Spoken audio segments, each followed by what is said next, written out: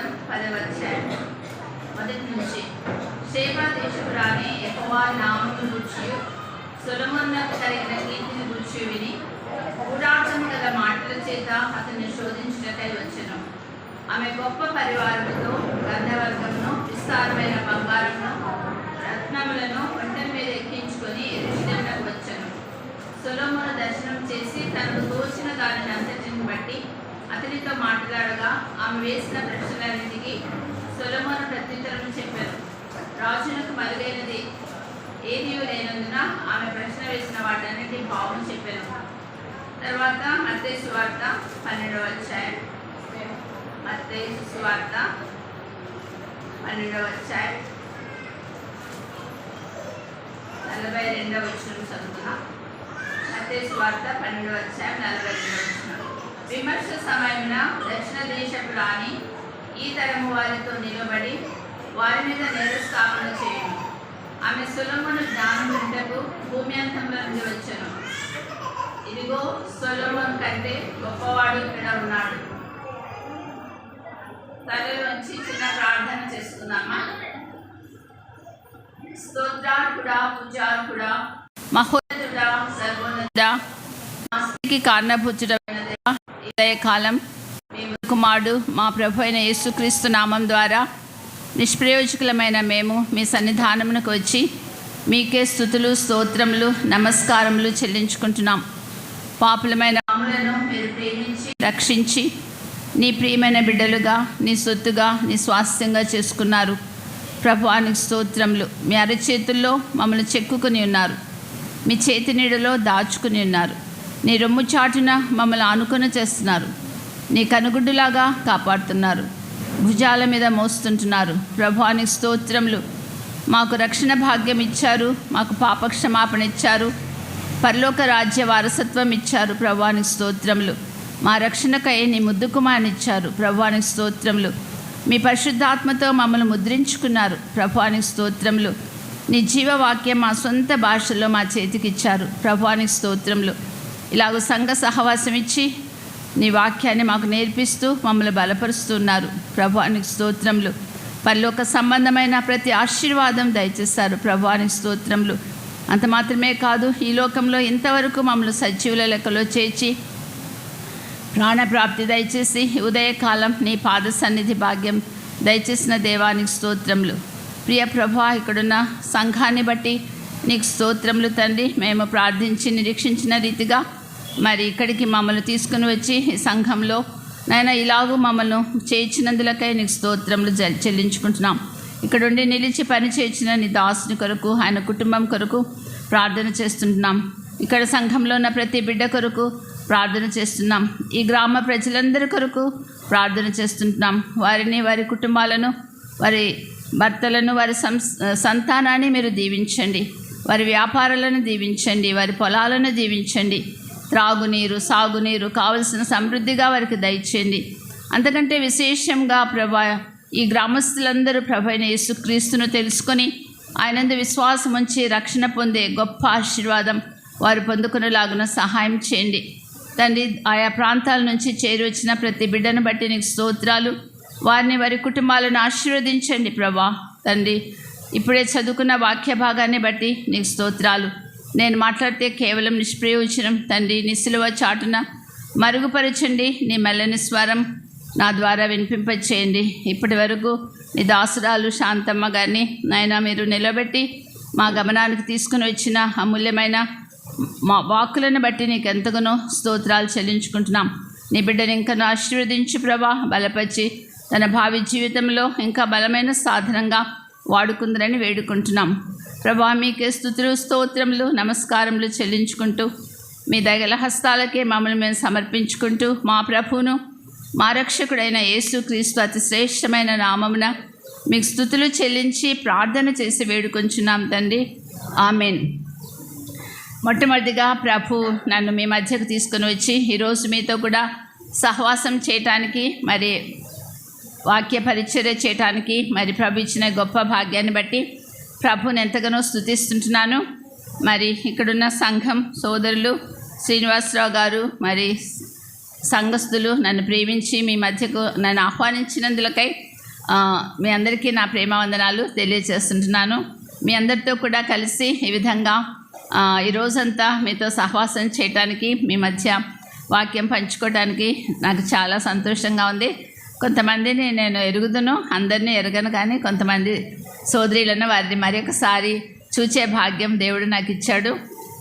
మనం ఈరోజు వాక్య ధ్యానం కోసం మనకందరికీ చాలా పరిచయమైన వాక్య భాగమే కదమ్మా. షేబా దేశపు రాణి గురించి మాకంతా తెలుసు, మళ్ళీ ఇదే తీసుకున్నారా అనుకుంటున్నాము కదా కొంతమంది. షేబా దేశపు రాణి గురించి పరిశుద్ధ గ్రంథంలో, మరి పాత నిబంధన గ్రంథంలో 2 సార్లు రాయబడింది. రాజుల మొదటి గ్రంథంలోనేమి, మరి దినవృత్తాంతముల 2వ గ్రంథంలో, రాజుల మొదటి గ్రంథంలోనేమి, దినవృత్తాంతముల 2వ గ్రంథంలోనేమి ఇది 2 సార్లు రాయబడింది. అంత మాత్రమే కాదు, క్రొత్త నిబంధనలో కూడా మత్తయి సువార్తలో మరి రాయబడింది, లూకా సువార్తలో రాయబడింది. ఒక విషయం 2 సార్లు పలికినారంటే దాంట్లో చాలా విశేషత ఉంది కదమ్మా. 2 సార్లు మనం ఇంటి నుంచి వచ్చేటప్పుడు పిల్లలకి ఒకసారి చెప్తాం, మళ్ళీ జాగ్రత్త అని 2 సార్లు చెప్తాం. అంటే 2 పర్యాయాలు చెప్తున్నామంటే చాలా విశేషత అందులో ఉందన్నమాట. కాబట్టి పరిశుద్ధ గ్రంథంలో పాత నిబంధనలో 2 సార్లు, క్రొత్త నిబంధనలో 2 సార్లు రాయించాడంటే దేవుని యొక్క మహా ఉద్దేశం చాలా గొప్పది.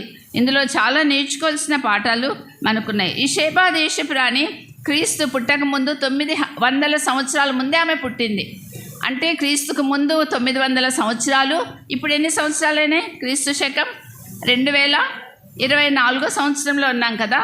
అంటే దాదాపు 3000 సంవత్సరాల క్రితం ఆమె ఈ లోకంలో పుట్టింది. 3000 సంవత్సరాల క్రితం జరిగిన సంఘటన మరి మనం ఇప్పుడు ధ్యానం చేయబోతుంటున్నాం. అంత మాత్రమే కాదు, ఈ యొక్క వాక్య భాగాన్ని ప్రభు కూడా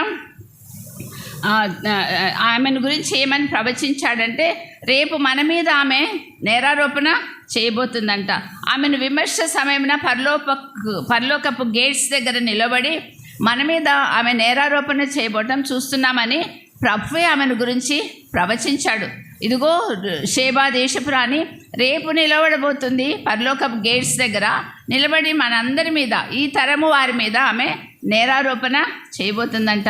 అలాగైతే సొలొమోను కంటే గొప్పవాడు కదా మన ప్రభు. సొలొమోను కంటే గొప్పవాడైన మన ప్రభు అయిన యేసుక్రీస్తుని గురించి, మరి సొలొమోను జీవితంలో ఆమె ఎలాగో సొలొమోను గురించి మన మీద నేరారోపణ చేయబోతుందో అది మనం ఇవాళ ధ్యానం చేస్తాం. ఆమె అలాగూ నేరారోపణ చేయబోయే స్థాయిలో ఉండబోతుంది. ఎందుకింత ఘనత ఆమెకు కలిగింది? ఆమెలో ఉన్న విశేషత ఏంటి? ఆమెలో ఉన్న గొప్పతనం ఏంటి? మనకెందుకు ఆమె తీర్పు తీర్చబోతుంది? మనకెందుకు, మన మీద ఎందుకు ఆమె నేరారోపణ చేయబోతుందని చెప్పి మనం ధ్యానిస్తాం.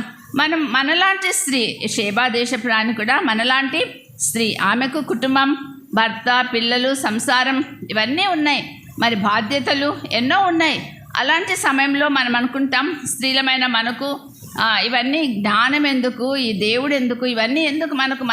మన పిల్లలతో సంసారం, కుటుంబం, వంట పని, ఆ పని, ఇంటి పని, పిల్లల పనితోనే మనకు సరిపోతుంది, మనకెందుకు జ్ఞానం అనుకుంటాం. కానీ ఈమె మనలాంటి ఒక స్త్రీ, ఆమెకు కుటుంబం, సంసారం ఇవన్నీ ఉన్నాయి. అయినా సరే ఆమె అనుకుంటుంది, ఆమె ఏమి వెతుకుతుందమ్మా? జ్ఞానం కోసం ఆమె వెతుకుతూ ఉంది. నిజదేవుని తెలుసుకోవాలని చెప్పి ఆమె వెతుకుతూ ఉన్నట్లుగా మనం చూడగలం. మొదటి వచనంలో షేబా దేశపు రాణి యెహోవా నామమును గూర్చియు, సొలొమోనుకు కలిగిన కీర్తిని గూర్చియు, ఇంకా అతని జ్ఞానమును గూర్చి కూడా ఆమె వినాలని ఆశించింది, లేక ఆశించి వచ్చినట్లుగా చూస్తుంటున్నాం. కాబట్టి ఆమె మనలాంటి సంసారం ఉన్నప్పటికి కూడా ఆమె ఆశయాలన్నీ చాలా హెచ్చైన స్థితిలో ఉన్నాయి. దేవుని గురించిన సంగతులు తెలుసుకోవాలి, జ్ఞానము తెలుసుకోవాలని ఆమె తపన పడుతున్నట్లుగా ఉంది.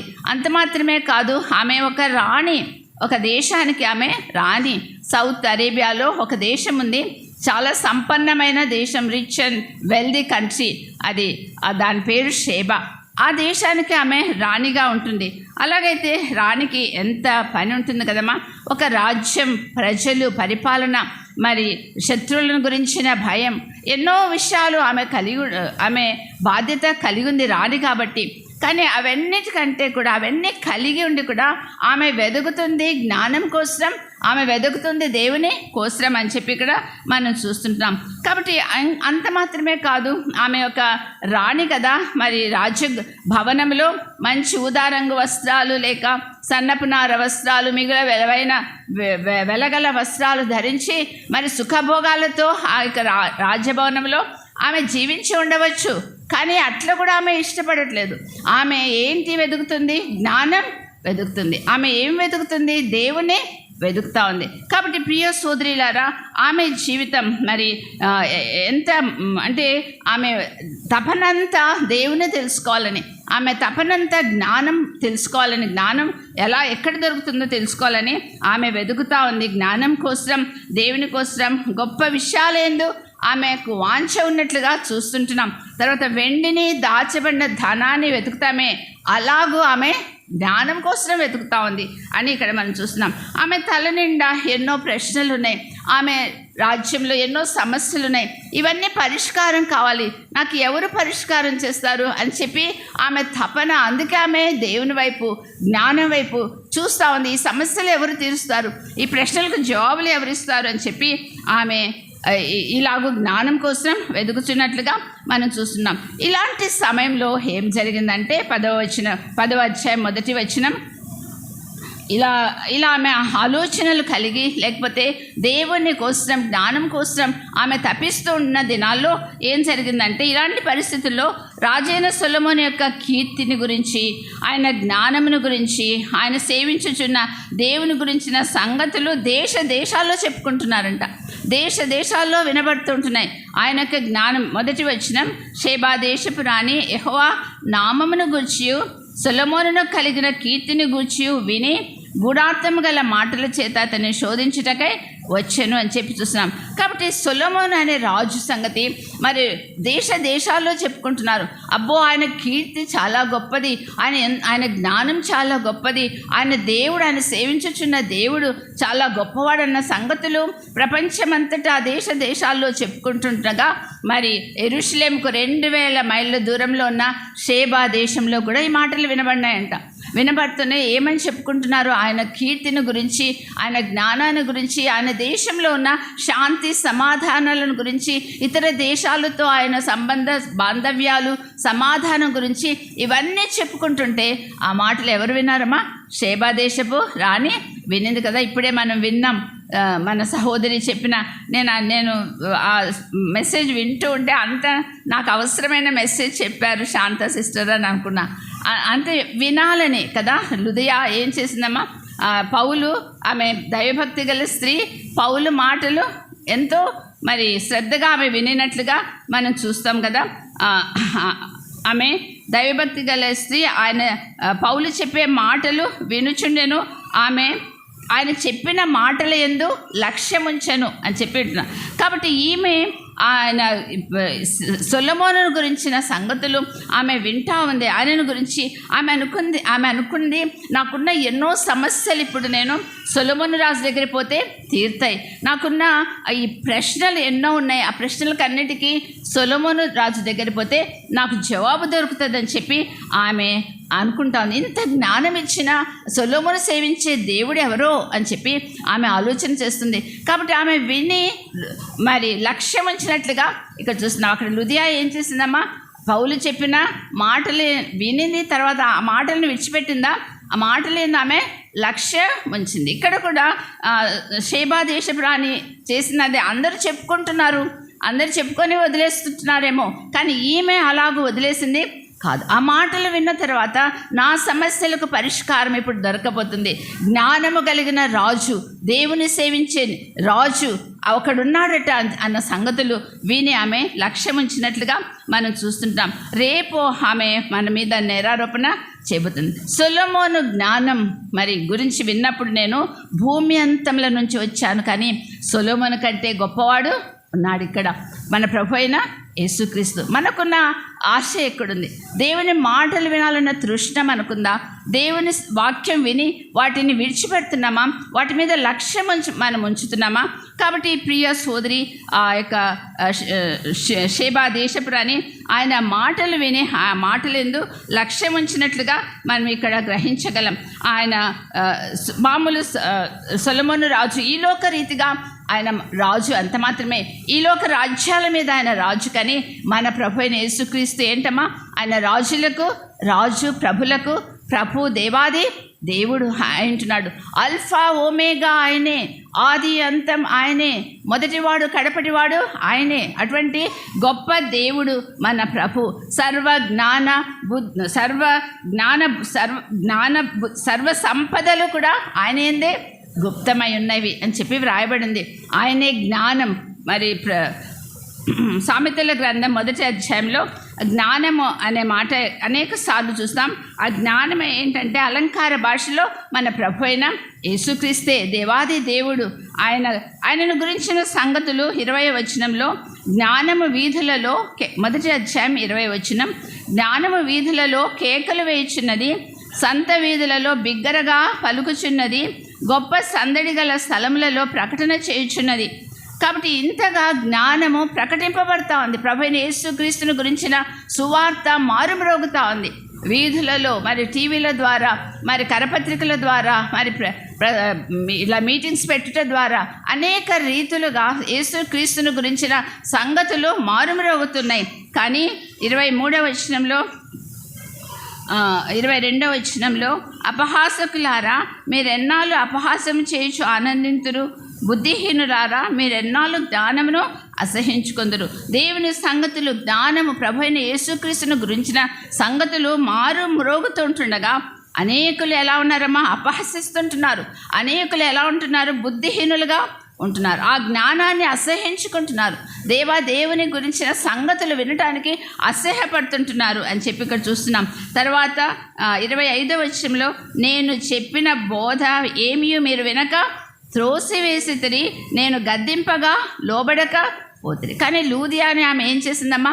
ఆయన మాటలు విని, ఆయన మాటలు ఆమె లక్ష్యం ఉంచింది.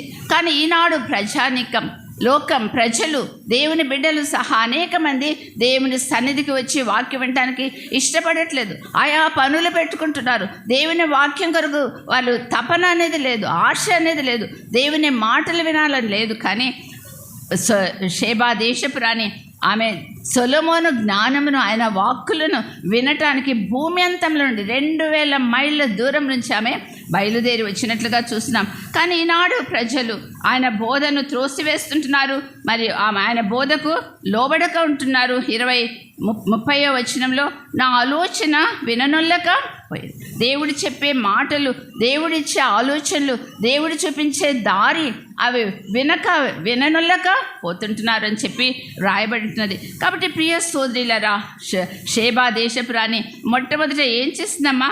ఆమెకున్న తృష్ణ, ఆమెకున్న ఆసక్తి జ్ఞానం కోసం వెతుకుతుంటుండగా దేవుని గురించిన మాటలు లేక సొలొమోను గురించిన మాటలు విన్నప్పుడు, సొలొమోను దేవుని గురించిన సంగతులు విన్నప్పుడు ఆమె ఆ సంగతులు తెలుసుకోవటానికి ఆమె వచ్చినట్లుగా ఇక్కడ చూస్తుంటున్నాం. కాబట్టి ప్రియ సోదరులారా, ఈనాడు లోకం ప్రజలంతా దేవుని గురించిన సంగతులు తెలుసుకుంటున్నారు, యేసు ప్రభుని గురించి వింటున్నారు. విని అనేకులు ఏమనుకుంటున్నారంటే ఆయన ఒక గొప్ప మనిషి అనుకుంటున్నారు. ఎందుకంటే కాలాన్ని 2 భాగాలు చేశాడు. ఏ మనుషుని ద్వారా కూడా కాలం 2 భాగాలు కాలేదు కదమ్మా. క్రీస్తుకు పుట్టక ముందు క్రీస్తుకు పూర్వం అని చెప్పారు, క్రీస్తు పుట్టిన తర్వాత క్రీస్తు శకం అని చెప్పారు కదా. మన దేశంలో క్రీస్తు శకం 2024వ సంవత్సరం. ఇప్పుడు ఏప్రిల్ నెల 9వ తేదీ. మనము అమెరికాకు పోతే వాళ్ళు ఏం తేదీ చెప్తారమ్మా? ఇదే తేదీ చెప్తారు. ఆస్ట్రేలియాకి పోతే ఏ తేదీ చెప్తారు? ఇదే తేదీ చెప్తారు. పోనీ ఇవన్నీ వదిలిపెట్టి ముస్లిం కంట్రీస్కి వెళ్ళి మీ దేశంలో ఏది తేదీ అంటే ఏమని చెప్తారు? క్రీస్తు శకం 2024 ఏప్రిల్ 9 అని చెప్తారు. ప్రపంచంలో ఏ మూలకు పోయినా మనకు చెప్పేది క్రీస్తు శకం 2000. అంటే క్రీస్తు అనే ఆయన ఈ లోకంలో పుట్టాడని చరిత్ర చెప్తుంది. బైబిల్ పక్కన పెట్టేసినా కూడా క్రీస్తునైనా పుట్టాడు, దాన్ని బట్టి క్రీస్తుకు పూర్వం, క్రీస్తు పుట్టిన తర్వాత క్రీస్తు శకం వచ్చింది అని చెప్పి అనేకులు ఆయన గొప్ప మనిషి అని చెప్పి అనుకుంటున్నారు. ఈ లోకంలో పుట్టిన మనుషులలో ఆయన చాలా గొప్పవాడని విని వారు అంత మాత్రం అర్థం చేసుకుంటున్నారు. తర్వాత కొంతమంది అనుకుంటున్నారు, గాంధీ మహాత్ముడు లాంటి వాళ్ళు ఏమంటున్నారంటే ఆయన గొప్ప బోధకుడు అని చెప్పారు. ఆయన చేసిన బోధలకు మరి ఆయన బహుగా ఆకర్షింపబడ్డాడు గాంధీ మహాత్ముడు. కీడుకు ప్రతి కీడు చేయవద్దన్నాడే, మరి ఒక చెంప మీద కొడితే ఇంకొక చెంప తిప్పమన్నాడే, శత్రువులను ప్రేమించమన్నాడే, 1 మైలు దూరం రమ్మంటే 2 మైళ్ళు దూరం రమ్మన్నాడే. అబ్బో, ఈయన చాలా గొప్ప బోధకుడని ఆయన కొండ మీద ప్రసంగం అంతా ఆయన విని చదివి అందులో సారాంశం అహింస అనే సారాంశాన్ని తీసుకొని దాని ద్వారా మన దేశానికి స్వాతంత్రం తెచ్చాడు. కాబట్టి అటువంటి గొప్పవారు, ఈయన గొప్ప బోధకుడు అని చెప్పి అనుకున్నారు. కానీ కొంతమంది మన ఈ హాల్లో కూర్చున్న మనందరం కూడా కొంతమంది ఆయన ఎవరని తెలుసుకున్నారమ్మా? ఆయన రక్షకుడు, పాపులను రక్షించడానికి ఈ లోకంలో పుట్టిన దేవాది దేవుడు అని చెప్పి మనం తెలుసుకున్నాం. ఈ విధంగా విని అనేక రీతులుగా ఆయనను అర్థం చేసుకుంటున్నారు. కానీ మనమైతే ప్రభుకు స్తోత్రములు. ఆయన ఎవరమ్మా? ఆయన గొప్ప బోధకుడే. ఆయన ఈ లోకంలో నరావతారిగా పుట్టిన గొప్ప మనిషియే. అదే సమయంలో అంతకంటే విశేషంగా ఆయన ఎవరమ్మా? మనకు రక్షకుడు, మన కోసం ప్రాణం పెట్టిన రక్షకుడు, పాపులను రక్షించడానికి దేవుడి లోకానికి వచ్చాడు అన్న సంగతులు మనము అర్థం చేసుకుంటున్నాం. కాబట్టి ప్రియ సోదరులారా, మరి అంత మాత్రం లోకమంతా నశించిపోతుంది. నిజ దేవుని గురించి వింటున్నారు కానీ వారు తెలుసుకోలేకపోతున్నారు, వారు లక్ష్యం ఉంచలేకపోతున్నారు, వారు అర్థం చేసుకోలేకపోతున్నారు. కానీ ఈమె ఆయనను గురించి విన్నప్పుడు ఆమె ఏం చేసిందమ్మా? ఆయన యేసు ప్రభుని సొలొమోను గురించి విన్నప్పుడు ఆమె బయలుదేరి వచ్చింది కదా. రెండవ వచనంలో ఆమె గొప్ప పరివారముతో గంధవర్గమును విస్తారమైన బంగారమును రత్నములను ఒంటెల మీద ఎక్కించుకొని యెరూషలేమునకు వచ్చెను అని చెప్పి చూసినాం. మొట్టమొదట ఆమెకున్న ఆసక్తిని బట్టి ఎక్కడో చెప్పుకుంటుంటే వాళ్ళ దేశంలో ప్రపంచమంతటా సొలొమోను గురించి చెప్పుకుంటుంటే, ఆయన జ్ఞానం గురించి చెప్పుకుంటుంటే ఆమె మొట్టమొదట ఏమైందమ్మా? విని దాని మీద లక్ష్యం ఉంచింది. విని ఒక చెవితో విని ఒక చెవితో వదిలిపెట్టలేదు. ఆమె అనుకుంది ఆయన దగ్గరికి పోతే నా సమస్యలన్నీ తీరుతాయని చెప్పి ఆమె బయలుదేరి వచ్చినట్లుగా ఇక్కడ మనం చూస్తుంటున్నాం. గొప్ప పరివారముతో గంధవర్గాలు, బంగారం, రత్నాలు అన్నీ ఒంటెల మీద ఎక్కించుకొని యెరూషలేమునకు వచ్చినట్లుగా మనం చూస్తున్నాం. సొలొమోను గొప్పతనాన్ని గూర్చి విన్నప్పుడు ఆమె ఏం చేసిందమ్మా? ఆమె రాణి కదా, సింహాసనం మీద నుంచి కిందికి దిగింది, రాజ్యాన్ని వేరే వారికి అప్పగించింది. ఆమె ఎంతో దూర ప్రయాణం చేయాలి, ఒంటెల మీద బయలుదేరి ప్రయాణం చేసింది. కొన్ని నెలల ప్రయాణం అది చేయాలి. మరి సొలొమోను కలవాలన్నది ఆమె నిశ్చయించుకుంది. కాబట్టి విన్న తర్వాత ఏం చేసింది? ఆమె బయలుదేరి వచ్చినట్లుగా ఇక్కడ చూస్తున్నాం. ఆమె తన రాజ్యాన్ని, తన కుటుంబాన్ని, తన సమస్తాన్ని వదిలిపెట్టేసింది. తను అనుకునింది, నా రాజ్యం కంటే నేను సొలొమోను రాజును కలవటం ముఖ్యం అనుకుంది. తన కుటుంబం కంటే నేను సొలొమోను రాజును కలవటం ముఖ్యం, నాకున్న మిగతా పనులన్నిటికంటే నేను సొలొమోను రాజును కలవటం ముఖ్యం అని చెప్పి ఆమె బయలుదేరింది. తన జీవితంలో అన్నిటికంటే జ్ఞానవాక్కులు వినాలి, ఇప్పుడు నేను జ్ఞానం తెలుసుకోవాలి, నిజదేవుని తెలుసుకోవాలి అని ఆమె బయలుదేరినట్లుగా మనం చూస్తున్నాం. అలాగైతే ప్రియ సోదరి, మన జీవితంలో మన ప్రభు అన్నిటికంటే ముఖ్యుడే అంటున్నాడా? అన్నిటికంటే శ్రేష్టమైన మొదటి స్థానం, టాప్ ప్రయారిటీ మనము ఆయనకు ఇస్తుంటున్నామా? మన జీవితంలో ఆయనే, మిగతావన్నీ తర్వాతనే.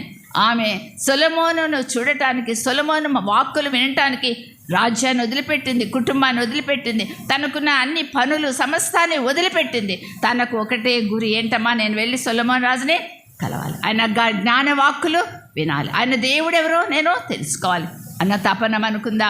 అందుకే ఆమె ఏం చేయబోతుంది? రేపు మన మీద నేరారోపణ. సొలొమోను కోసం నేను బయలుదేరి వెళ్ళాను, కానీ సొలొమోను కంటే గొప్పవాడు మీ దగ్గర ఉన్నాడు, మీ మధ్య ఉన్నాడు, మీకున్న తపన ఏది, మీకున్న ఆసక్తి ఏది అని చెప్పి రేపు మన మీద ఆమె నేరారోపణ చేయబోతుంటుంది. మరి ఆ ప్రయాణం ఎందుకు మొదలుపెట్టిందమ్మా? ఏమైనా పిక్నిక్ బయలుదేరిందా ఆమె? సొలొమోను రాజు దగ్గరికి వెళ్దామని, లేకపోతే ఏదైనా ప్లెజర్ ట్రిప్కి వెళ్ళిందా, లేక సైట్ సీయింగ్కి ఏమన్నా వెళ్ళిందా, లేక ఏమైనా బిజినెస్ టూర్కి వెళ్ళిందా, వ్యాపారం సంబంధంగా? లేదు. ఆమె గురి అంతా ఏంటి? సొలొమోను దగ్గరికి వెళ్ళి ఆయన జ్ఞానం కావాలి. ఇప్పుడు ఆయన జ్ఞానాన్ని నేను తెలుసుకోవాలి, ఆయన జ్ఞానపు వాక్కులు నేను వినాలి. ఎందుకంటే తన దేశంలో శాంతి సమాధానాలు లేవు, తన దేశంలో ఎన్నో సమస్యలు ఉన్నాయి, ఎన్నో చేతగాని పరిస్థితులు ఉన్నాయి, ఎన్నో ప్రశ్నలు ఆమెకున్నాయి, అర్థం కాని విషయాలు ఉన్నాయి. నేను వెళ్ళి ఆయనను కలుసుకోవాలి అని చెప్పి ఆమె బయలుదేరినట్లుగా చూస్తున్నాం. ఆమెకు పరిపాలనలో కూడా ఎంతో అనుభవం ఉండవచ్చు. ఆమె కూడా ఒక రానే కదా, ఆ రాజు ఎట్లా పరిపాలిస్తున్నాడో ఆమె కూడా ఒక దేశాన్ని పరిపాలిస్తుంది. ఆమెకు ఎంతో అనుభవం ఉండవచ్చు, ఆమెకు ఎంతో మంది సలహాదారులు ఉండవచ్చు. కానీ వారి ద్వారా ఆమెకి ఏమాత్రం దేశంలో నెమ్మది లేదు. ఆమెకు సరైన గైడెన్స్ ఇచ్చేవాళ్ళు, సరైన జ్ఞానపు వాక్కులు చెప్పేవాళ్ళు ఎవరూ లేరు. కాబట్టి ఆమె సొలొమోను జ్ఞానం కోసం బయలుదేరినట్లుగా మనం చూస్తున్నాం. అది చాలా దూర ప్రయాణం, 2000 మైళ్ళ దూర ప్రయాణం అమ్మ. ఒక స్త్రీగా, రాణిగా ఆమె బయలుదేరింది. దారిలో ఎన్నో అపాయాలు ఉన్నట్లుగా మనం గ్రహించగలం.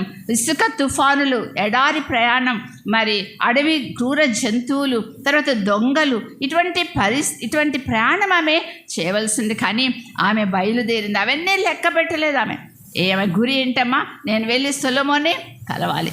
ఆమె దేని మీద ప్రయాణం చేయాలి? ఆమె ఒంటె మీద కూర్చోవాలి. ఆ ఒంటె ఎలా ఉంటుందమ్మా? దాని వీపు కొంచెం ఎత్తుగా ఉంటుంది కదా, దాని మీద ఒక స్త్రీ కూర్చొని ప్రయాణం చేయాలంటే ఎంత కష్టం. ఆ ఒక్కొక్క అడుగు అది వేసేటప్పుడు ఏమవుతుంది, ఆ బాడీ ఇట్లా ఊగుతుంది కదా, అట్లా ఒక్క అడుగు వేసేటప్పుడు అది ఎంతగా ఊగుతుంది. ఆ పైన కూర్చున్న ఆ స్త్రీ, ఆ రాణికి ఎంత కష్టమైన పరిస్థితి. మళ్ళీ ఇంకొక అడుగు వేసినప్పుడు ఎంత ఊగుతుంది కదా. అయినా సరే నా ప్రయాణం ఎట్లున్నా పర్వాలేదు, ఎంత కష్టమైనా పర్వాలేదు, ఎంత ఎండైనా పర్వాలేదు, ఎంత మరి ఇసుక తుఫానులున్నా పర్వాలేదు. ఆమె గురి అంతా ఆమె సొలొమోన్ని కలవాలి. ఆమెకు సొంత రిలీజియన్, ఆమెకు సొంత దేవత సూర్య దేవతను ఆమె పూజిస్తుంది. చరిత్రలో ఇవన్నీ వ్రాయబడ్డాయి. సూర్య దేవతను ఆమె పూజిస్తుంది, కానీ ఆ దేవత ద్వారా ఆమెకి ఏమీ లాభమే లేదు. ఆమె సమస్యలు అట్లే ఉన్నాయి, ఆమె ప్రాబ్లమ్స్ అన్నీ అట్లే ఉన్నాయి, ఆ దేశంలో ఉన్న తొందరలు అట్లే ఉన్నాయి, శాంతి సమాధానాలు లేవు. తెలుసుకుంది ఈ దేవత ద్వారా ఏమీ లేదని చెప్పి సొలొమోను దగ్గరికి పోతాను, సొలొమోను దగ్గర సేవించే దేవుడైతే నా సమస్యలన్నీ తీరుస్తాడు అని చెప్పి ఆమె ఎంత ఎండ, ఎడారి ప్రయాణం, దూర ప్రయాణం, కొన్ని నెలల ప్రయాణం, ఒంటి మీద ప్రయాణం అయినా సరే ఆమె బయలుదేరి వెళ్ళినట్లుగా మనం చూస్తున్నాం. ఆ ప్రయాణం చాలా ఖర్చుతో కూడింది కదమ్మా. గొప్ప పరివారం అంటే ఆమె చుట్టూ ఎంతమంది ఉంటారు? కొన్ని వందల మంది ఆమెతో కూడా వాళ్ళ 3 పూట్ల తిండి, వాళ్ళకు ఎంత ఖర్చు అయినా లెక్క చేయలేదు. ఆమె ఇంత డబ్బు ఖర్చు అవుతుంది, ఇంత పరివారాన్ని నేను తీసుకెళ్ళాలి. ఎందుకంటే ఆ పరివారం అంతా బంగారం, రత్నాలు, మరి అక్కడ గంధవర్గాలు ఇవన్నీ మోయటానికి ఒంటెలు కావాలి, ఆ ఒంటెల మీద వాటిని నడిపించడానికి పరివారం కావాలి. కాబట్టి అయినా ఆమె ఇంత ఖర్చుతో కూడింది.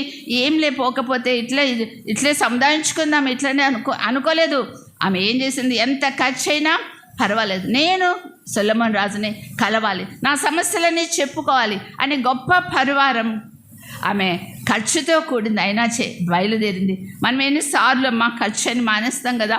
ప్రయాణం టికెట్ కొనాలి, అది కొనాలి, ఆటోలో ఖర్చు అవుతుంది, ఎన్నిసార్లు మానేస్తుంటారు. కానీ ఈమె అవన్నీ లెక్క పెట్టలేదు. ఆమె గురి అంటే నేను వెళ్ళి సొలొమోను రాజుని కలవాలి అని చెప్పి. ఆమెకి ఏమైనా సొలొమోను రాజు ఇన్విటేషన్ ఇచ్చాడా? ఏమైనా ఆహ్వానం ఇచ్చాడా? రామ్మా నన్ను వచ్చి కలవని ఏమైనా ఆహ్వానం ఇచ్చాడా?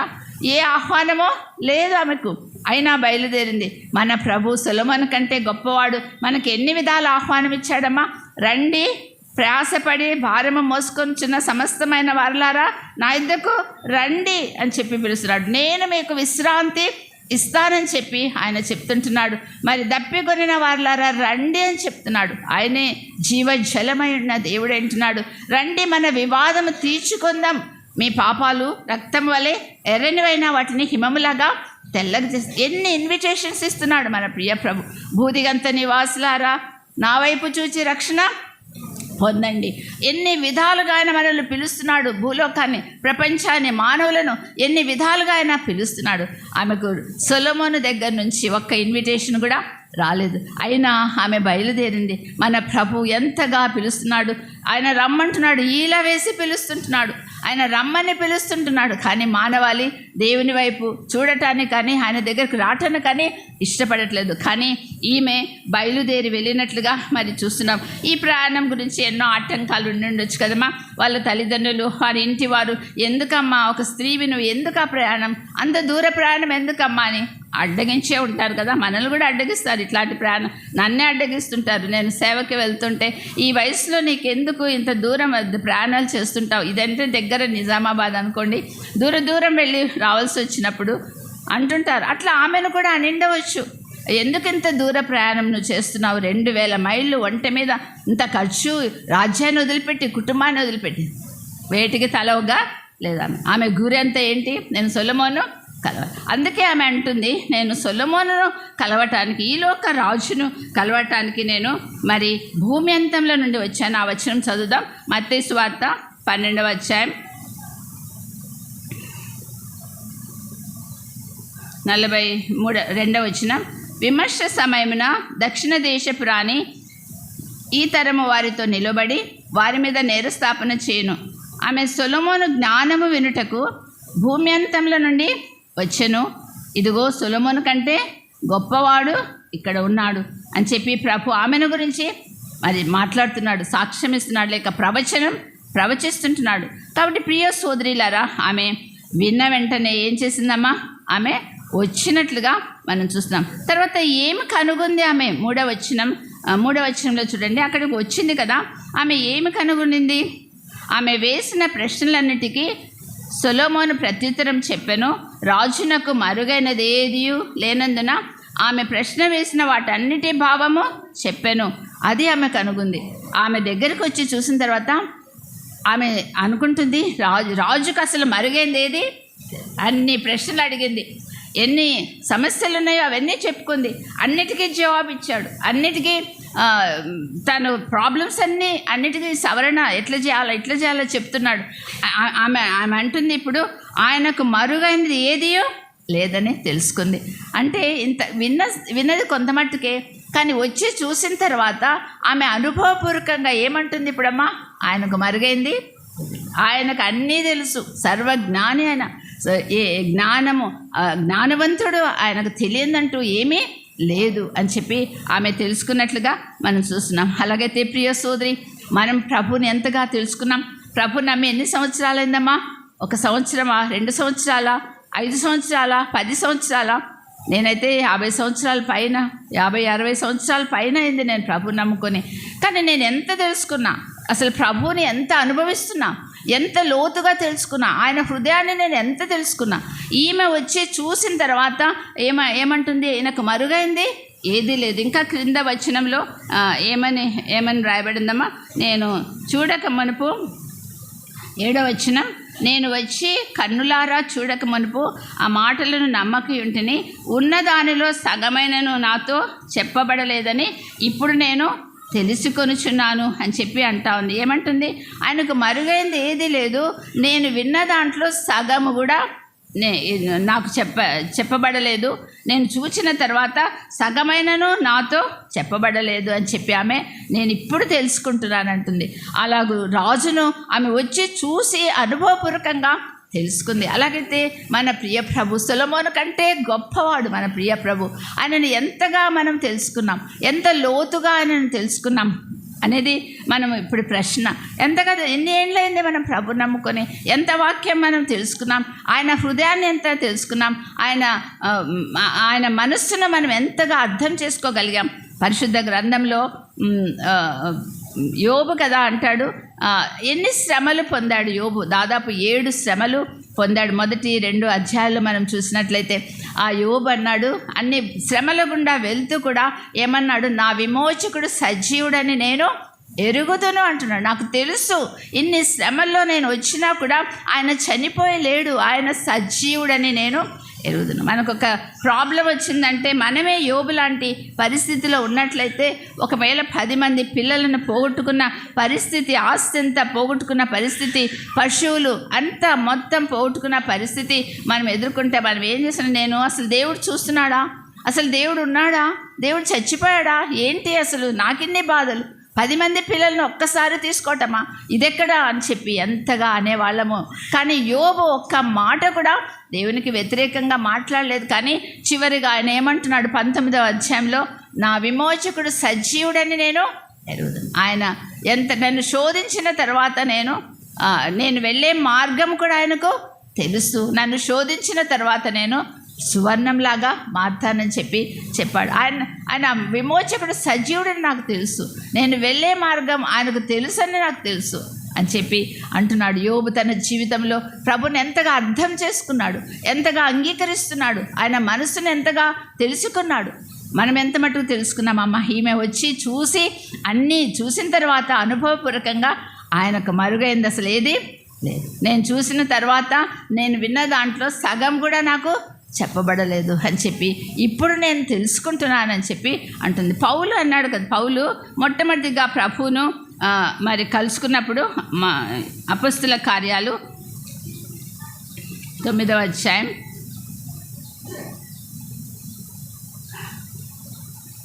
3వ వచనం, అతడు ప్రయాణము చేయుచు దమస్కు దగ్గరకు వచ్చినప్పుడు అకస్మాత్తుగా ఆకాశం నుండి ఒక వెలుగు అతని చుట్టూ ప్రకాశించను.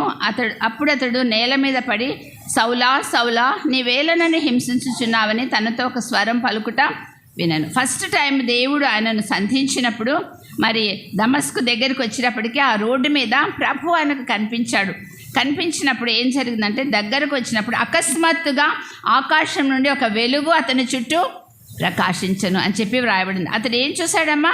ఒక వెలుగు చూశాడు. మొట్టమొదటిసారిగా ప్రభువును ఆ యొక్క దమస్కు మార్గంలో దమస్కు దగ్గరకు వచ్చినప్పుడు అకస్మాత్తుగా ఒక వెలుగు కనబడింది ఆయనకు. ఒక వెలుగు చూశాను అని చెప్పి అంటున్నాడు. 22వ అధ్యాయంలో 6వ వచనం, 22వ అధ్యాయం 6వ వచనంలో, నేను ప్రయాణం చేయుచు దమస్కునకు సమీపించినప్పుడు మధ్యాహ్నమందు ఆకాశం నుండి గొప్ప వెలుగు అకస్మాత్తుగా నా చుట్టూ ప్రకాశించను అని చెప్పి వ్రాయబడింది.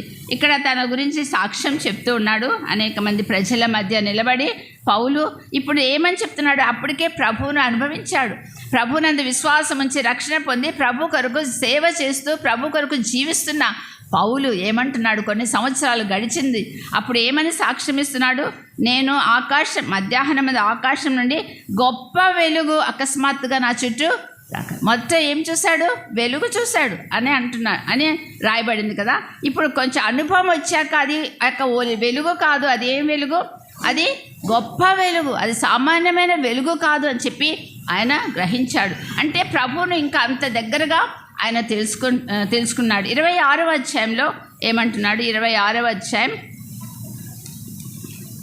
13వ వచనం, 26వ అధ్యాయం 13వ వచనం, రాజా, ఇక్కడ అగ్రిప్ప రాజు ఎదుట నిలబడి ఆయన మాట్లాడుతూ అంటున్నాడు, రాజా, మధ్యాహ్నమందు నా చుట్టూను నాతో కూడా వచ్చిన వారి చుట్టూను ఆకాశం నుండి సూర్య తేజస్సు కంటే మిక్కిలి ప్రకాశమానమైన యొక్క వెలుగు త్రోవలో ప్రకాశించుట చూసింది. ఇప్పుడు ఏమంటున్నాడమ్మా?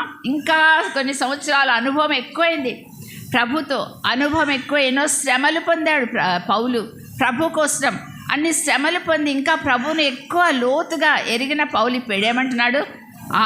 సూర్య తేజస్సు కంటే మిక్కిలి ప్రకాశమైన వెలుగు అంటున్నాడు కదా. ఎంతగా ప్రభువుని గురించిన సంగతులు అర్థం చేసుకున్నాం. మొదట ఏమని వ్రాయబడింది? వెలుగు అని వ్రాయబడింది. తర్వాత ఒక గొప్ప వెలుగు అని చెప్పగలుగుతున్నాడు. ఇంకా కొన్ని సంవత్సరాలు ప్రభుతో సన్నిహిత సంబంధం ఎక్కువగా అవుతుంటుండగా అది వెలుగు కాదు, గొప్ప వెలుగు కాదు. అదేంటి? మిక్కిలి ప్రకాశమానమైన, సూర్య తేజస్సు కంటే మిక్కిలి ప్రకాశమానమైన వెలుగు అంటున్నాడు. అమ్మా, మనం ఎలా తెలుసుకున్నాం ప్రభును? ఎంత మట్టుకు తెలుసుకున్నాం మన జీవితంలో? మొదట ప్రభు నమ్ముకున్నప్పుడు ఏ స్థితిలో ఉన్నామో అదే స్థితిలో ఉన్నామా ఇంకా ఆత్మీయంగా? లేకపోతే ఇంకా ప్రభుకు దగ్గరగా వస్తున్నామా? ప్రభుని ఇంకా లోతుగా మనం ఎరుగుతుంటున్నామా? ఆయన అంతరంగం, ఆయన మనస్సు ఎరిగి మనం జీవిస్తుంటున్నామా? ఆయన చిత్తం మనం తెలుసుకోగలుగుతుంటున్నామా? లేకపోతే ముందు ఎక్కడ వేసిన గొంగలు అక్కడే అన్నట్లు ఎప్పుడు రక్షణ పొందిన సమయంలో ఏ స్థితిలో ఉందో మన ఆత్మీయ స్థితి అదే స్థితిలో ఇప్పటికీ ఉందా? ఏమన్నా ఆత్మీయంగా ఎదుగుదల ఉందా? ఇక్కడ మనం చూస్తున్నాం, ఆమె నేను వినింది కొంచెమే, కానీ వచ్చి చూసిన తర్వాత ఆయన ఆయనకు మరి మరుగైంది ఏదీ లేదు అని చెప్పి, నాకు అసలు ఈ చెప్పవలసిన దాంట్లో సగం కూడా చెప్పలేదని చెప్పి నేను ఇప్పుడు తెలుసుకొంచున్నాను అని చెప్పి ఆమె అంటుంది కదా. అలాగో పరిశుద్ధ గ్రంథంలో పౌలు అంటాడు, ఆయనకు ఎన్నో ఆధిక్యతలు ఉన్నాయి. ఫిలిప్పీ పత్రికలో కదా ఆయనకున్న ఆధిక్యతలు చాలా గొప్పవి. ఆయన 8వ దినమున సున్నతి పొందాడు, ఇశ్రాయేలు వంశపు వాడు, బెన్యామీను గోత్రంలో పుట్టాడు, హెబ్రీ సంతానం, హెబ్రీయుడు. ఇన్ని ఆధిక్యతలు ఉన్నా కూడా ఏమంటున్నాడంటే ఫిలిప్పీ పత్రిక 3వ అధ్యాయంలో 11వ వచనంలో కింది భాగంలో ఆయన మరణ విషయంలో సమానానుభవం గలవాడనై ఆయనను ఆయన పునరుత్థాన బలమును ఎరుగు నిమిత్తము సమస్తమును నష్టపరుచుకొని వాటిని పెంటతో సమానముగా, నాకున్న ఆధిక్యతలన్నీ పెంట, నాకు ఒకటే గురి ఏంటి, ఆయనను ఎరగాల, నేను ఆయన పునరుత్థాన శక్తిని ఎరగాలి, ఆయనను తెలుసుకోవాలి, ఇంకా లోతుగా తెలుసుకోవాలి. ఆయన పునరుత్థాన శక్తిని తెలుసుకోవాలంటే నాకున్న ఈ ఆధిక్యతలన్నీ అవన్నీ పెంట, అవన్నీ నాకు అవసరం లేదు. నా గురి ఏంటి, ఆయనను ఇంకా లోతుగా తెలుసుకోవాలని చెప్పి ఇక్కడ పౌలు అంటున్నాడు. కాబట్టి ప్రియ సోదరులారా, ఆయనను దగ్గరికి వచ్చి, సొలొమోను దగ్గరికి వచ్చి ఆమె ఇంకా లోతుగా ఆ సొలొమోను గురించి తెలుసుకుని చివరికి అంటుంది, ఆ సొలొమోను రాజుకు మరుగైంది ఏది లేదని అని ఆమె చెప్తుంది. ఇంకా తర్వాత 4-5 వచనాలు వచ్చింది, చూసింది. ఏం చూసింది ఆమె? 4-5 వచనాలు. షేబా రాణి సొలొమోను యొక్క జ్ఞానమును, అతడు కట్టించిన మందిరమును, అతని బల్ల మీదనున్న భోజన ద్రవ్యములను, అతని సేవకులు కూర్చుండి పీఠములను, అతని ఉపచారులు కనిపెట్టుటను, వారి వస్త్రములను, అతనికి గిన్నెను అందించు వారిని, యెహోవా మందిరమందు అతడు అర్పించు దహన బలులను చూచి విస్మయం పొందినదై అని చెప్పి వ్రాయబడింది. కాబట్టి ఆమె వచ్చి ఆయన సంగతులని తెలుసుకుంది. ఇంకా ఏమి చూసింది ఆమె? సొలొమోను రాజ్యంలో ఆమె ఏం చూసిందంటే అతడు కట్టించిన మందిరాన్ని చూసినట్లుగా చూస్తున్నాం.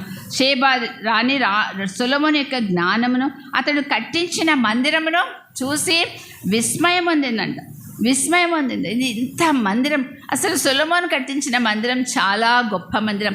అటువంటి మందిరం అసలు ఎవరూ కట్టలేదు. అంత గొప్ప దేవుని మందిరం యెరూషలేములో కట్టబడింది. ఆ మందిరాన్ని చూసి ఆమె ఆశ్చర్యపోతుంది, విస్మయం పొందుతుంది. ఆయన మందిరం, ప్రియ సోదరి, ఇప్పుడు మన మందిరం ఏంటి? మన మందిరము జీవము గల దేవుని మందిరం, సజీవమైన రాళ్లుగా కట్టబడిన మందిరం. అప్పుడు పెద్ద మందిరం కట్టించాడులేండి, అది అక్షరార్థంగా సొలొమోను కట్టించాడు. ఆ మందిరాన్ని చూసి ఆమె ఆశ్చర్యపోతుంది, విస్మయం పోతుంది. ఇప్పుడు మన మందిరం ఎవరమ్మా? మనమందరం ఎవరమ్మా? సజీవమైన రాళ్ళం. దేవుని సన్నిధిలో, ఆయన సన్నిధికి వచ్చి మనం పాపక్షమాపణ పొంది రక్షణ పొందిన మనమందరము ఏమై ఉంటున్నాం? సజీవ రాళ్ళముగా ఉంటున్నాం. మనము ఆయన మందిరమై ఉంటున్నాం. కొరింథీయులకు రాసిన మొదటి పత్రిక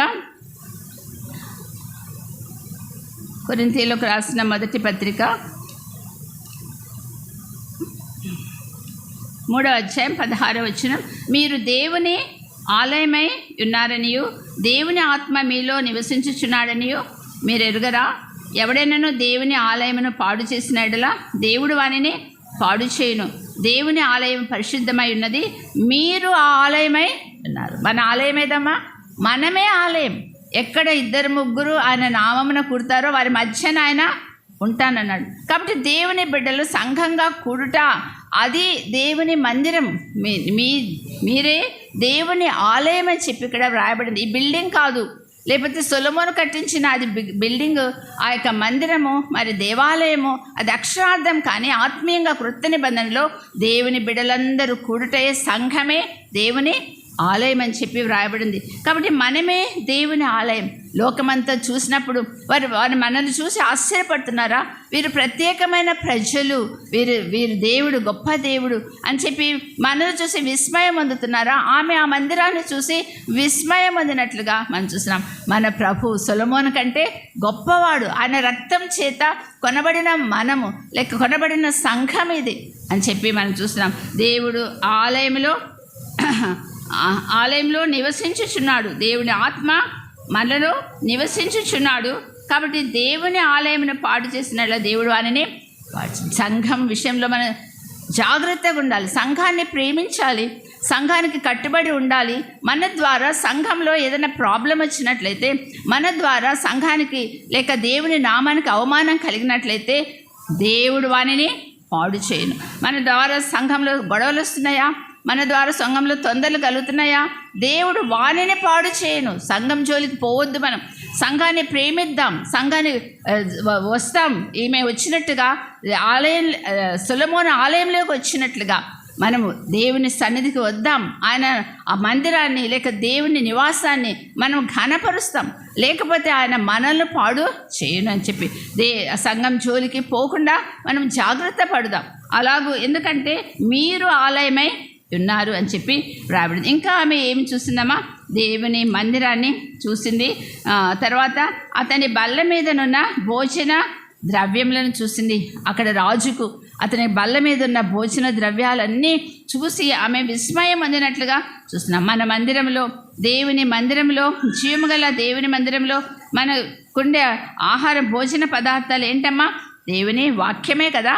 దేవుడు మనకు మన్నా ఇచ్చాడు, పరలోకపు మన్నా. ఆ యొక్క దేవుని వాక్యమే మనకు ఆహారం, భోజన బల్ల మీద ఉండే ఆహారం. అది ఆయన వాక్యం ఎలాంటిదమ్మా? పాల వంటిది కదా. పాలు ఏం చేస్తాయి? చంటి బిడ్డలకి బలాన్ని ఇస్తాయి. అలాగే దేవుని బిడ్డలకి బలాన్ని ఇచ్చేది ఏంటి? దేవుని వాక్యం కదా. వాక్యము నీళ్ళ వంటిది అని రాయబడి, నీరు వాక్యానికి పూడ్చబడింది. నీరు ఏం చేస్తుందమ్మా? మన దాహం తీరుస్తుంది. ఆత్మీయంగా ఎంతో కొన్నిసార్లు దాహంతో ఉంటాం, కొన్ని బాధల్లో ఉంటాం, కొన్ని తొందరలో ఉంటాం. అప్పుడు ఏది మన దాహం తీరుస్తుంది?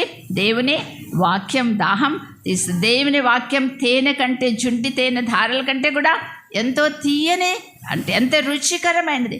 మన ప్రాణాన్ని తృప్తిపరిచేది, ఆత్మను తృప్తిపరిచేది ఏంటమ్మా? దేవుని వాక్యం. కాబట్టి ఆమె సొలొమోను మందిరాన్ని చూసింది. ఆ సొలొమోను బల్ల మీద ఉన్న భోజన ద్రవ్యాలని చూసి విస్మయం పొందింది. మన మందిరం మనమే, మన మధ్య ఆయన ఉంటున్నాడు, మనకు దేవుని వాక్యం ఇచ్చాడు. మన దేవుని వాక్యం అందు ఆనందిస్తున్నాం, బలపరచబడుతున్నాం, సేద తీర్చబడుతున్నాం, మనం సంతోషిస్తుంటున్నాం. ఇంకా ఆమె ఏం చూసిందమ్మా? వారు భోజన ద్రవ్యములను, అతని సేవకులు కూర్చుండు పీఠములను చూసింది. ఆ మందిరంలో అతని సేవకులు ఎలా కూర్చుంటున్నారు, వారి స్థలాలు, వారి పీఠాలు అన్నీ ఆమె చూస్తున్నట్లుగా ఉంది. అయితే మన సంఘంలో మనం ఎలా కూర్చోవాలమ్మా? అక్కడ ఎంతో క్రమం ఉంది. సొలొమోను సంఘంలో, మందిరంలో ఎట్లంటే అట్లా లేరు. ఆ సేవకులు తమ పీఠములలో తాము కూర్చుంటున్నారు. అవన్నీ చూసి ఆమె విస్మయం పొందింది. అలాగైతే దేవుని మందిరంలో మనం ఎలా కూర్చోవాలి? ఎంతో క్రమంగా కూర్చోవాలి, ఎంతో భయముతో వణుకుతో మనము కూర్చోవాలి. మనం చూసినప్పుడు, బయట వాళ్ళు వచ్చినప్పుడు ఎంత క్రమం అని చెప్పి అనుకోవాలి. పోయిన వారం మా సంఘంలో ఒక దైవజనుడు వచ్చి వాక్యం చెప్పాడు. అక్కడ కొంతమంది చూసి అన్నారు, ఇప్పుడు వచ్చేటప్పుడు కూడా మేము మాట్లాడుకుంటూ వచ్చాము ఆ మాటలు. ఎంత క్రమం ఉంది ఇక్కడ, అసలు ఒక శబ్దం లేదు. ఆరాధనలో ఒక పిల్ల బయటికి వెళ్ళటం కానీ, ఒక పిల్ల ఏడవటం కానీ అసలు ఒప్పుకునే వాళ్ళు కాదు మా సంఘంలో. పిల్ల ఏడ్చిన శబ్దం వస్తే వెంటనే బయటికి వెళ్ళిపోవాల్సిందే, అక్కడ ఉండటానికి లేదు. ఆరాధన ఎంతో పరిశుద్ధంగా, ఎంతో క్వైట్గా, ఎంతో గంభీరంగా జరిగిందని చెప్పి అనుకున్న సంగతులు మేము ఇందా కారులో వచ్చేటప్పుడు కూడా చెప్పుకున్నాం. కాబట్టి అక్కడ సొలొమోను మందిరంలో ఎలా ఉంది? క్రమశిక్షణ ఉంది. వారు కూర్చుండి పీఠంలో, అసలు మార్కు సువార్తలో కదమ్మా, వారి 5 రొట్టెలు 2 చేపలు, మార్కు సువార్త 6వ అధ్యాయం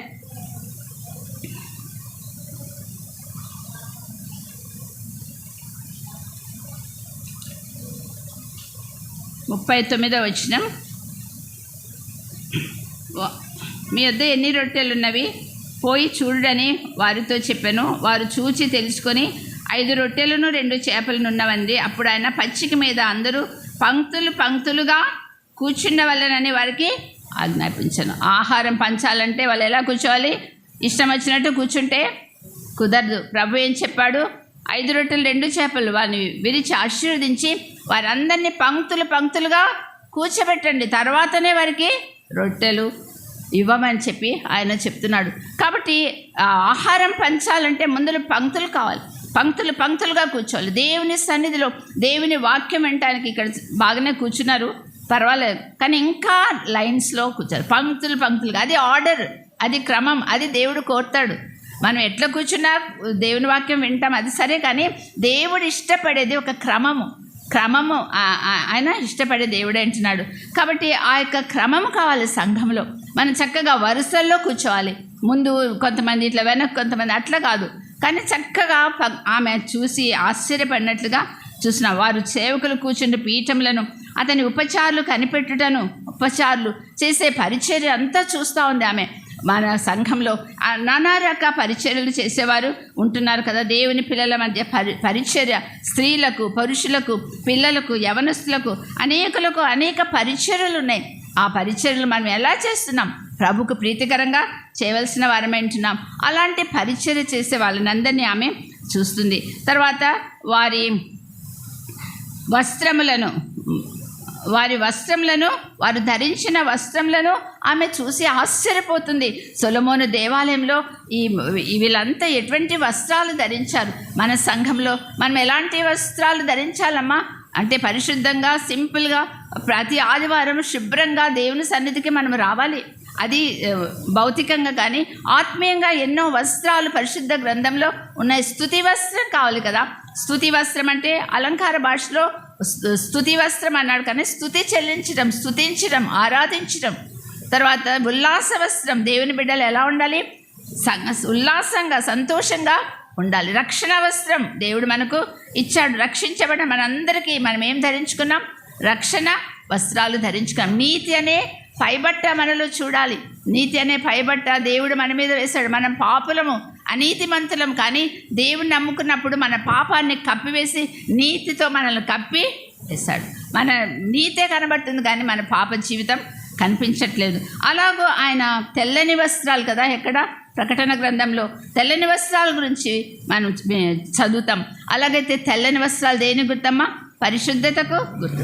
మనం ఎలా ఉండాలి? మన జీవితాలు పరిశుద్ధంగా ఉండాలి. మనం దేవుని పిల్లలం, దేవుని మందిరంలో ఉన్న పిల్లలం, కాబట్టి పరిశుద్ధత ఉండాలి. ఇటువంటి వస్త్రాలు, స్తుతి వస్త్రం, ఉల్లాస వస్త్రం, రక్షణ వస్త్రం, నీతిని పైబట్ట, తెల్లని వస్త్రాలు, ఇటువంటి వస్త్రాలు మనము ధరించాలి. మరి మామూలుగా కూడా ఆరాధనకు వచ్చినప్పుడు ఎంతో శుభ్రంగా, ఎంతో నీట్గా ఇస్త్రీ బట్టలు వేసుకొని మనం వచ్చేది ఎక్కడికి?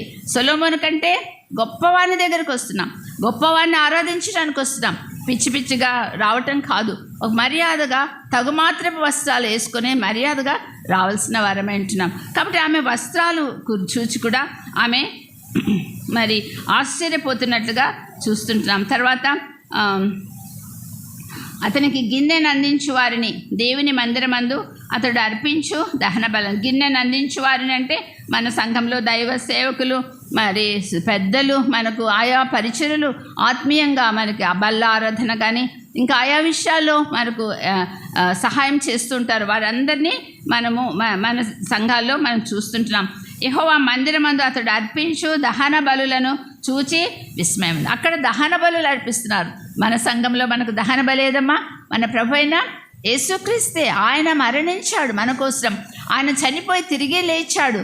కాబట్టి ఆ దహన బలి మన ప్రభు అయిన యేసుక్రీస్తే. ఆయనను ఆరాధించడానికి మనం వస్తున్నాం. ఆయన మరణం, పునరుత్థానాన్ని జ్ఞాపకం చేసుకోవడానికి మందిరంలోనికి వస్తున్నాం. కాబట్టి మన దహన బలి ప్రభు అయిన యేసుక్రీస్తుని లోకం చూసినప్పుడు గుర్తించాలి.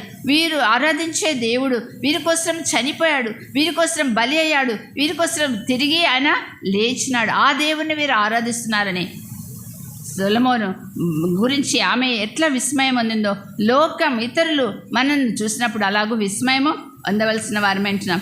అలాగూ ఆమె ఇవన్నీ చూచి విస్మయం విస్మయం పొందినట్లుగా ఇక్కడ మనం చూస్తున్నాం. కాబట్టి ఆమె రాజు దగ్గరికి వచ్చి ఈ విషయాలన్నీ చూసిన తర్వాత చూసి ఏమని చెప్తుందమ్మా? 6, 7, 8 వచనాల్లో ఏమని ఆమె చెప్తా ఉంది? రాజుతో ఇట్లా, నేను నీ కార్యములను గుచ్చియు జ్ఞానమును గుచ్చియు నా దేశమందు నేను వినిన మాట నిజమే. అయినను నేను వచ్చి కన్నులారా చూడక మునుపు ఆ మాటలను నమ్మకయుంటిని, ఉన్న దానిలో సగమైనను నాతో చెప్పబడలేదని ఇప్పుడు నేను తెలుసుకొనుచున్నాను. నీ జ్ఞానమును నీ భాగ్యమును నేను వినిన దానిని బహుగా మించి ఉన్నవి. నీ జనులు భాగ్యవంతులు, నీ ముందర ఎల్లప్పుడూ నిలిచి నీ జ్ఞానవచనములను వించుండు నీ సేవకులను భాగ్యవంతులు. ఆమె ఏం చెప్తుందమ్మా? సొలొమోనే పొగడతా ఉంది కదా. అబ్బో, నువ్వెంత గొప్ప రాజువయ్యా, నేను చూచిన దానిలో సగమైన నాకు చెప్పబడలేదయ్యా. నీ జ్ఞానం, నీ భాగ్యం ఎంతో గొప్పది అని చెప్పి ఆమె పొగడుతూ ఉంది. నీ జనులు భాగ్యవంతులయ్యా, నీ ముందర నిలిచి ఎప్పుడు నీ జ్ఞానవచనం వినేవాళ్ళు, నీ సేవకులు ఎంత భాగ్యవంతులు అని చెప్పి రాజును పొగడుతూ ఉంది, రాజును హెచ్చిస్తూ ఉంది, రాజును ఘనపరుస్తూ ఉంది. ప్రియ సోదరి, మనం ఆయన సన్నిధికి వచ్చినప్పుడు ఏం చేయాలమ్మా? మన ప్రభు అయిన యేసుక్రీస్తుని హెచ్చించాలి, ఘనపరచాలి, స్తుతించాలి. ఆయన చేసిన మేళ్ళు ఉపకారములను మనం జ్ఞాపకం చేసుకోవాలి. తర్వాత ఇంకా ఏం చేస్తూ ఉంది ఆమె? 9వ వచనం, నీ యందు ఆనందించి నిన్ను ఇశ్రాయేలీల మీద రాజుగా నియమించిన నీ దేవుడైన యెహోవాకు స్తోత్రము కలుగును గాక. యెహోవా ఇశ్రాయేలీలందు శాశ్వత ప్రేమ ఉంచెను గనుక నీతి న్యాయములను అనుసరించి రాజ్యకార్యములు జరిగించుటకు ఆయన నిన్ను నియమించను అని యెహోవా దేవుణ్ణి పొగడతా ఉంది. ముందు ఇంతసేపు ఎవరిని పొగడింది? సొలొమోను రాజును పొగడింది. నీ ఎంత జ్ఞానవంతుడయ్యా, ఎంత భాగ్యమయ్యా నీ మాటలు వినేవారు, నాకు సగమన్నా చెప్పబడలేదయ్యా అని చెప్పి ఇవన్నీ ఆయన కీర్తిని, ఆయన జ్ఞానాన్ని, ఆయన భాగ్యం, ఆయన సేవించే దేవుడు ఇవన్నీ తీసి రాజును పొగడతా ఉంది ఆమె తన గురించి గొప్ప చెప్పుకోవటం లేదు. ప్రభు సన్నిధికి వచ్చి నేను ఒక గొప్ప రాణిని, మా దేశం గొప్ప దేశం, షేబా దేశం అని తన్ను గురించి చెప్పుకోవటానికి రాలేదు ఆమె. ఎవరిని పొగడుతుందమ్మా? సొలొమోనును. మన ప్రియ ప్రభు సొలొమోను కంటే గొప్పవాడు. ఆయన సన్నిధికి ఆదివారం ఆరాధనకు వచ్చినప్పుడు ఆయనను గురించి మనం పొగడాలి. నాకోసం ప్రాణం పెట్టావు, శిలువ మరణం పొందావు, చనిపోయావు, తిరిగి లేచావు అని చెప్పి ఆయనను జ్ఞాపకం చేసుకోవాలి. నన్ను జ్ఞాపకం చేసుకోవడానికి రమ్మన్నాడు. కానీ నేను ఒకప్పుడు పాపిని, నేను భయంకరమైన వ్యక్తిగా జీవించాను, నాకోసం వచ్చావని మన పాపాలు జ్ఞాపకం చేసుకునే స్థలం కాదు అది. అక్కడ ఏం జ్ఞాపకం చేసుకోవాలి? మనం ప్రభువును జ్ఞాపకం చేసుకోవాలి, ఆయన చేసిన కార్యాన్ని జ్ఞాపకం చేసుకోవాలి. కానీ మన సంగతి కాదు, మన పూర్వ సంగతి కాదు, మన పాప జీవితాన్ని అక్కడ తెచ్చి నేను ఇట్లాంటి దాన్ని, ఇట్లాంటి వాడిని నన్ను రక్షించిన అది ఆ స్థలం కాదు. అది దేవుని, ప్రభువును జ్ఞాపకం చేసుకోవాలి. తర్వాత ఎవరిని జ్ఞాపకం చేసుకుంటుంది? యెహోవా దేవుని. యెహోవా దేవుని, నిన్ను ఇశ్రాయేలీయుల మీద రాజుగా నియమించిన నీ దేవుడైన యెహోవాకు స్తోత్రము కలుగునుగాక. దేవుని మన ఆరాధనకు వచ్చినప్పుడు ఎవరిని ఆరాధించాలమ్మా? తండ్రి అయినా దేవుని ఆరాధించాలి. దేవా, నీ కుమారుని మాకు ఇచ్చావు, నీకు స్తోత్రం. నీవు నీ కుమారుని దానం చేస్తావు మాకోసం. నువ్వు గొప్ప దేవుడవయ్యా, నీ కార్యములు గొప్పవి. ఈమె ఇశ్రాయేలు దేవుణ్ణి మరి పొగడతా ఉన్నట్లుగా నీ దేవుడైన యెహోవాకు స్తోత్రము. యెహోవా ఇశ్రాయేలీయులందు శాశ్వత ప్రేమ ఉంచెను. ఆ దేవుని ప్రేమను కొనియాడుతూ ఉంది. నీ ఇశ్రాయేలు ప్రజల మీద ఎంత ప్రేమ చూపించాడు మీ యెహోవా దేవుడు. ప్రేమించి నిన్ను వారి మీద రాజుగా నియమించాడు. నీ ప్రేమ ఎంత గొప్పది అని యెహోవా దేవుని పొగడతా ఉంది. ఇంకా ఆయన నీతి న్యాయం గనుక నీతి న్యాయములను అనుసరించి రాజ్య కార్యములను జరిగించడానికి ఆయన నిన్ను నియమించాడు. ఆయన నీతిమంతుడు కాబట్టి నీతి కార్యాలను జరిగించడానికి నిన్ను నియమించాడయ్యా అని యెహోవా దేవుని పొగడతాను. తన గురించి ఆమె ఏమీ చెప్పుకోవట్లేదు. ప్రియ సోదరి, ప్రతి ఆదివారం మనం దేవుని సన్నిధికి వచ్చినప్పుడు కుమారుని జ్ఞాపకం చేసుకోవాలి. దేవా, నీ కుమారుని మాకు ఇచ్చావు అని చెప్పి తండ్రిని కనపరచాలి. ఈ ప్రజలను పరిపాలించడానికి మరి ఈ రాజును నీవు ఇచ్చావని చెప్పి ఆ యెహోవా దేవుని స్తుతిస్తుంది ఆమె.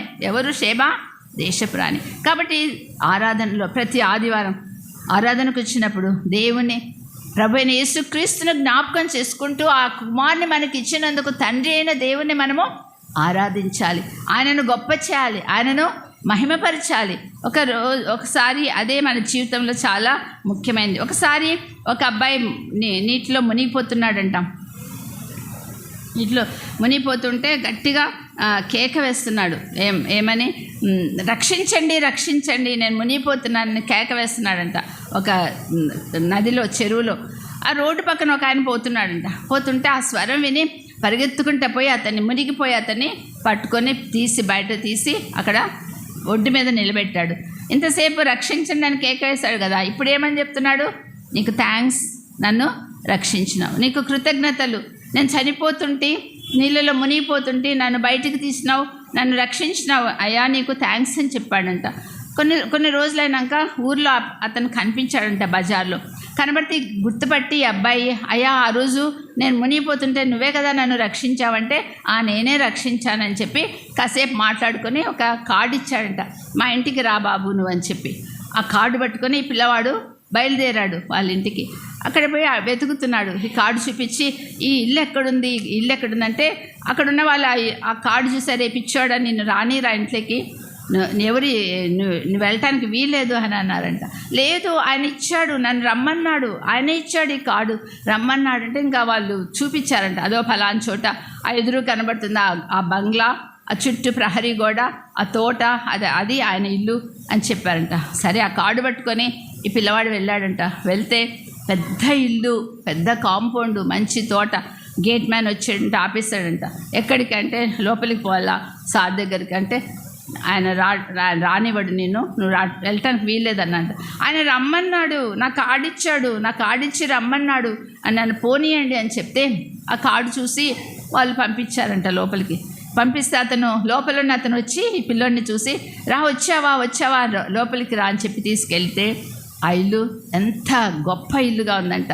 మంచి తివాసీలు పరిచి చుట్టూ పరదాలు వేసి కాస్ట్లీ ఫర్నిచర్ వేసి ఎంతో గంభీరంగా ఉందంట. ఆ ఇల్లు గొప్ప ఇల్లుగా ఉందంట. తీసుకెళ్ళి చూపించాడంట. ఈ ఇల్లు నాది, గది ఇది అన్ని గదులు చూపించినాక అటుకొచ్చి ఇది నా ఇల్లు బాబు అని చెప్తే ఆయన ఆ పిల్లవాడు నువ్వు ఎంత గొప్పవాడవా అని చెప్పి కాళ్ళ మీద పడ్డాడు. అది వర్షిప్, అది ఆరాధన. ఇంత గొప్పవాడవా, హౌ గ్రేట్ యు ఆర్, ఇంత గొప్పవాడవా అని కాళ్ళ మీద అది ఆరాధన. ఇంతసేపు ఆ పిల్లోడు నదిలో మునిగిపోతే ఏం చేశాడు? అరిచాడు, రక్షించాను, అదేంటి ప్రార్థన. తర్వాత ఏం చేశాడు? నన్ను రక్షించినావని నీకు వందనాలు చెప్పాడు. అదేంటి? కృతజ్ఞత. అసలు అన్నిటికంటే the highest occupation of a soul is worship అన్నాడు ఒక ఆయన. మన జీవితంలో చాలా ముఖ్యమైనది ఏంటమ్మా? ఆరాధన. దేవుని ఆరాధించడం, దేవుని ఘనపరచడం. హౌ గ్రేట్ యు ఆర్, ఎంత గొప్ప దేవుడు. ఆయన ఇంటికి పోయి నేను ఏదో నన్ను రక్షించిన దారిని పోయేవాడు అనుకున్నా, నన్ను రక్షించినావు అనుకున్నా, అంతేగాని నువ్వు ఇంత గొప్పవాడవా అని ఆయన కాళ్ళ మీద పడ్డాడంట ఆ పిల్లోడు. అది ఆరాధన. మన జీవితంలో ఏదమ్మా ముఖ్యమైనది? ఆరాధన. ఆరాధనకు మానుతున్నావా? ప్రతి వారం ఆరాధనకు వచ్చి ఆయనను నీ హృదయాన్ని కుమ్మరించి ఆయనను ఆరాధిస్తున్నావా? ఆయనను హెచ్చిస్తున్నావా? ఆయనను ఘనపరుస్తున్నావా? ఇక్కడ ఈమె ఏం చేసింది? షేబా దేశపు రాణి సొలొమోనును పొగడుతుంది. అంత మాత్రమే కాదు, తండ్రి అయిన దేవుని యెహోవాను ఆమె ఘనపరుస్తుంది, ఆయనను హెచ్చిస్తుంది, ఆయనకు స్తోత్రం అంటుంది. ప్రియ సోదరి, ఆయన ఎంత ప్రేమమయుడో చెప్తుంది, ఆయన ఎంత నీతి న్యాయములు గలవాడో చెప్తుంది, ఆయనను హెచ్చిస్తుంది, ఆయనను ఘనపరుస్తుంది. అది మనం చేయవలసింది. కాబట్టి ప్రియ సోదరి, ఆమె వచ్చి ఆ తండ్రి అయిన దేవుని మరి సొలొమోను మరి ఘనపరుస్తున్నట్లుగా మనం చూస్తుంటున్నాం. తర్వాత 10వ వచనం చూడండి అమ్మా. ఆమె ఏం తీసుకొని వచ్చింది? 10వ వచనం, మరియు ఆమె రాజునకు 200